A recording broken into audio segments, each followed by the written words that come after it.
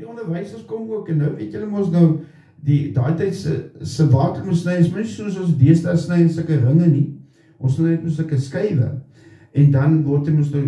weet so, stamp gegee, dan maak jy so oop, en dan kan jy nou, daar was die goue reël geweest, jy mag nie van die kroon eet nie, dis nou die middelste gedeelte.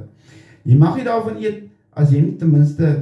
1 of 3 skywe afhangende wat die reël op daai stadium was. Maar ons reël by die huis was, jy mag net kroon kry as al die skywe op is. En jy weet, dat eet ons die skywe, die een kant gaan die waterlemoen in, die ander kant kom net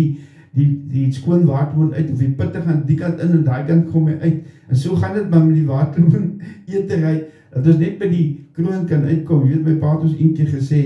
dat hy kan so waterlemoen alleen opeet. Nou, ons het nou gesê, nee, hy het ons die kant toe nie. Ons sê net toe, wys ons, maar ons het geweet, as nog, vir die morgen of so, nou nie bekommerd is, ons geweet, hy gaan nie, maar nie te min daar begin, hy toe nou, en hy kap, weet, sny hem ook so in skywe,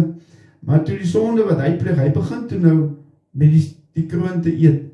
en toe die kroon alles op, en sê, nee wat man, ek gaan nie alles opeet, jylle kan nou maar die rest kry, nou ja, daar sit ons toe nou droom mond, ons het nou, moest toe nou maar net die skywe kry, niks van die kroon nie, en so die vrugte